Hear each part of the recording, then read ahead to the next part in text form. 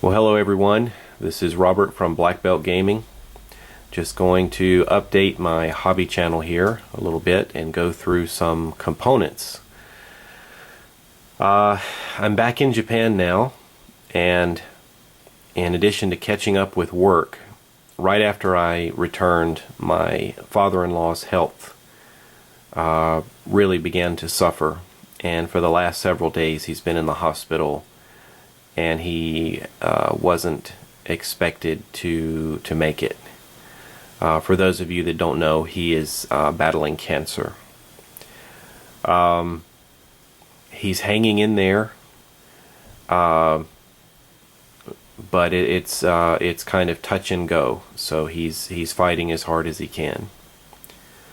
So I can't really commit to a full playthrough today.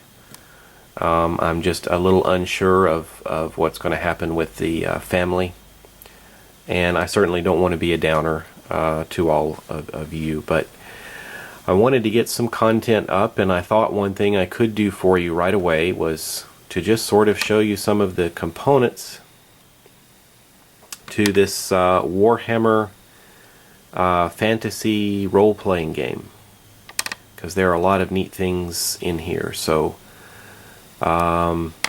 this is just sort of a scan of, you can see got a number of different cards there, some interesting dice, some stands, and some character cards over here, rule books. Underneath, there are 4 rule books here. Underneath the rule books we've got several token sheets. So let's look at some of these. I don't think I can get through everything today, but let's start with something. Well, why don't we begin with some of the dice. This rule book here, this first rule book, takes you through what some of the different dice mean. Let's take a look. Here we have a purple, basically it's 8-sided die, and there are 4 of these in the set.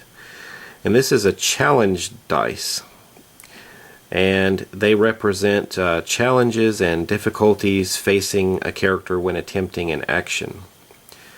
The results are generally bad, and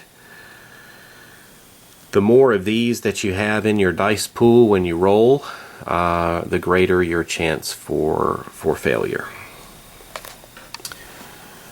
Next we have the characteristic dice, and there are, let's see, how many of these? 4, 5, 6, 7, 8. It looks like about 8 of these in the set. These blue 8-sided dice, they're used when you perform an action, and the higher the character's ability score or something like that, the more of these dice that you'll use, and these dice are going to be good for your character when you roll. This looks like a 10-sided die. These are called conservative dice, and it looks like there are about 4 in the box set here. These are going to represent a low risk, low reward based on a particular stance you're in with your action.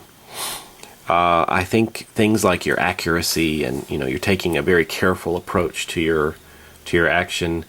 This is going to help you with that, but it's also a bit slower, and I don't think you have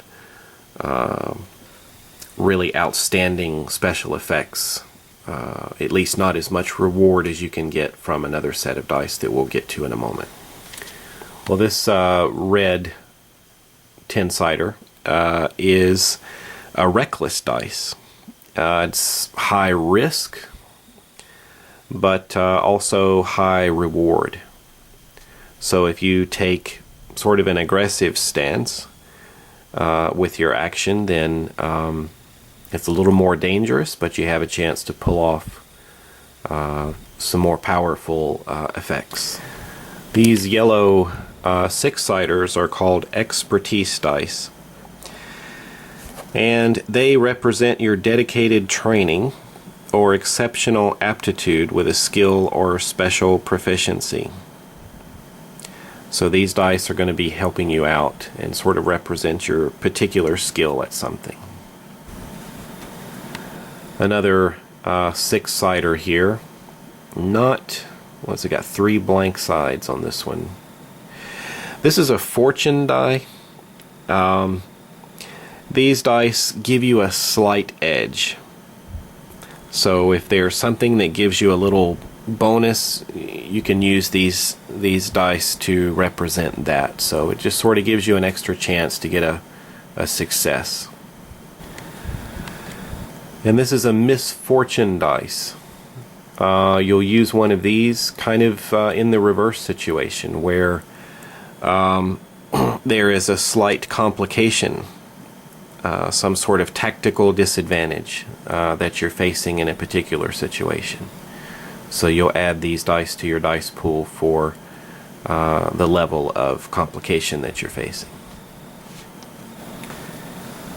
Well, here in the rule book, it will tell you what those different symbols mean. So if you look over here, these symbols, the hammers that are on your different dice, that's going to represent a success. A little hammer with a plus beside it is a righteous success. Crossing swords, that represents a challenge. And it will go down and tell you what each of the results mean, which is nice. Fortune and misfortune symbols. You have a skull, which is a bane, and it looks like an eagle there. This is a boon. And then we have some rare outcomes. And let's see what those are. We have a chaos star, which can trigger potentially serious negative side effects. And let's see, what else do we have? We have delay. Probably you might find that on one of those conservative green dice.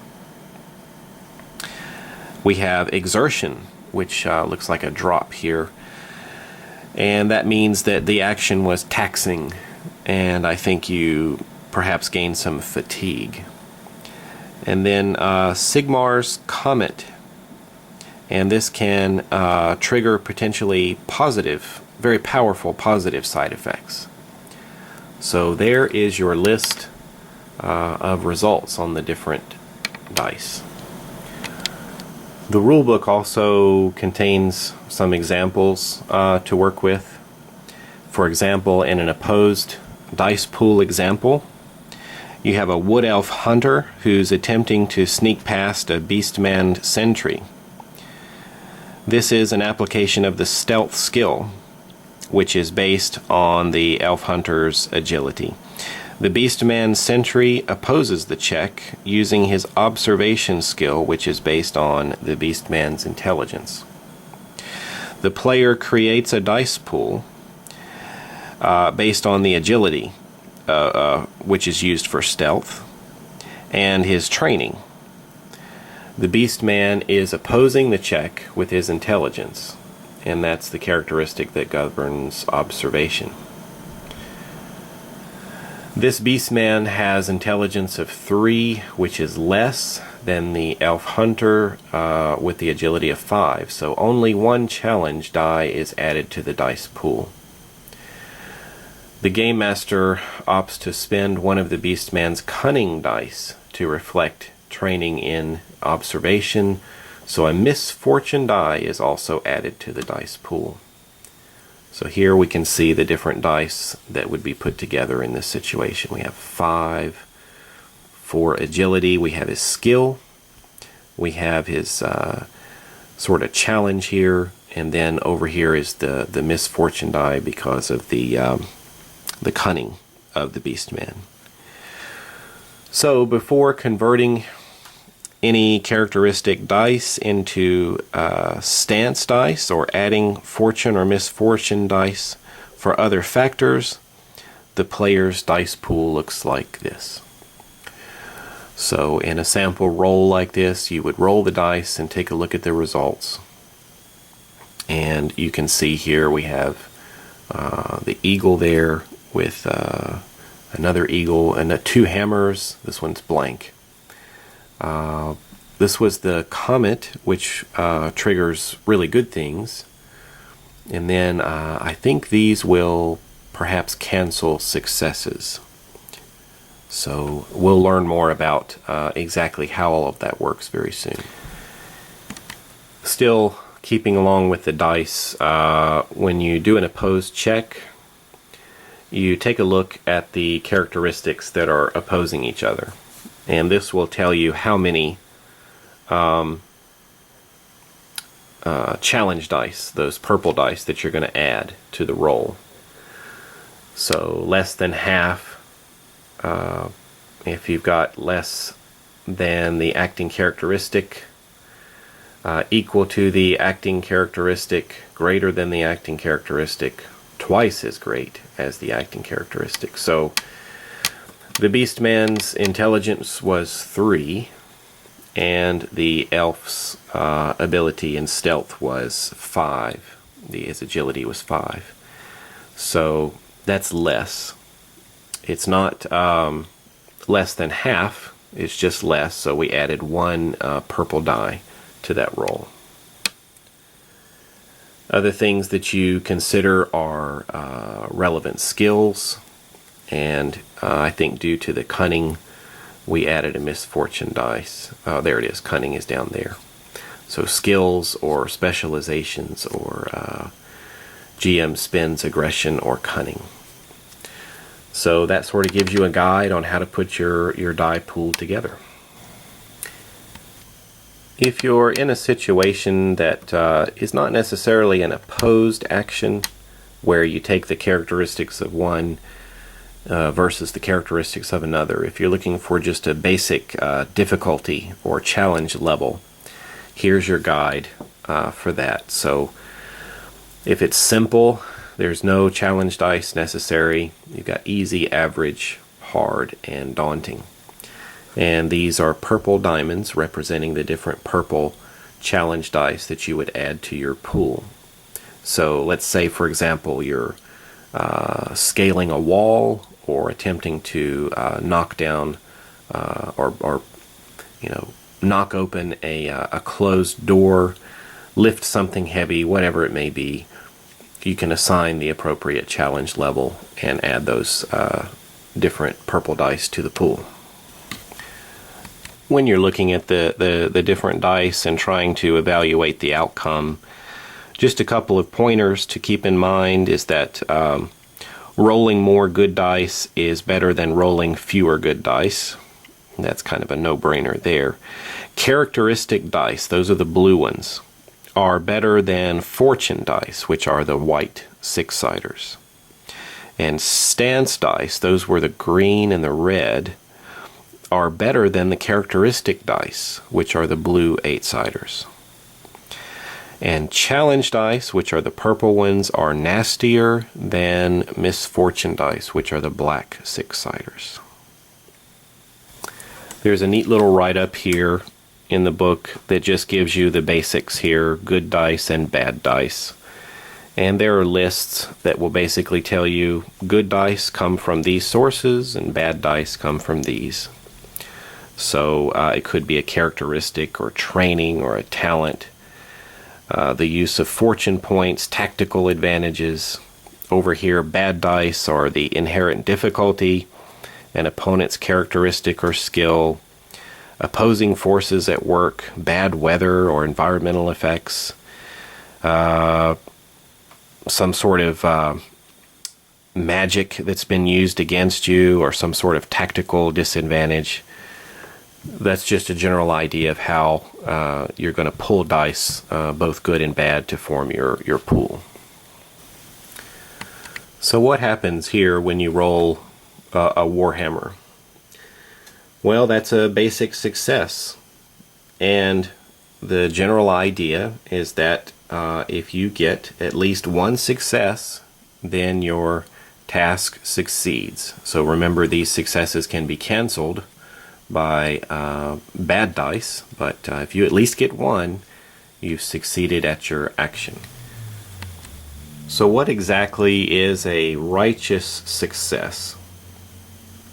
When you roll this one, this is the Warhammer with the little plus symbol there, it counts as a success, but in addition to its function as a success, the player rolls an additional die of the same type that generated this success. So you could roll another yellow die, for example. Any results from the additional die are also added to the results in the die pool. Well, here on the purple die we see a result of a challenge. Each one of these symbols will cancel one success. So if you rolled a Warhammer, this symbol will cancel that Warhammer and take you back down to no successes. If, basically if there are more challenge symbols than success symbols, then the task is too challenging for the character to resolve and it fails. Here we see a Bane result, and these fuel negative side effects, and that can depend upon what the different action may be. They represent flaws and imperfections with task resolution. But just keep in mind that it is possible to succeed at a task and still trigger a Bane effect. Here is a boon, and they fuel beneficial side effects. They represent advantages and perks that may arise during task resolution. And, kind of like the Bane, it is possible to fail at a task and still trigger a boon effect. Keep in mind that Banes and boons will cancel each other out when rolled in a dice pool, and if there are an equal number of both, then no Bane or boon effects will be triggered. They cancel each other out. The Chaos Star. It has the potential to trigger serious negative side effects. A Chaos Star triggers effects denoted by a Chaos Star. If there are no eligible effects to trigger, the Chaos Star counts as a Bane. So believe or understand that this one is more serious or more negative than the skull symbol. We'll talk about action cards later, where you can take a look at the different actions you're taking and you can see exactly what this will trigger depending upon the action you've taken. On this conservative die, you can see an hourglass symbol above a Warhammer. So that's a success, but there's also what's called a delay symbol, the hourglass symbol. And during encounter mode, after the action is resolved, the GM has the option to either place 2 recharge counters on one of the rolling character's action cards, or move the topmost token from the delayed character on the initiative track down 1 space in the initiative order. During story mode, the GM may determine that the action takes longer to resolve than expected. We're going to talk about initiative and recharge and other things, but just simply keep in mind that you did succeed, but it took a while. So you might go a little bit later next time. Something that you've done might take a little bit longer before you can use it again. Or if it's in story mode, maybe it took longer than you expected and trouble may show up before you were completely finished. It just depends. Here we have the red reckless die. And we see this drop. It's called exertion. So you gain a success here, but the task was more taxing than expected. And you suffer 1 stress or 1 fatigue. It's stress if it was a mental task, and it's fatigue if it was a physical task. And we'll learn more about that later. Here we have Sigmar's comet.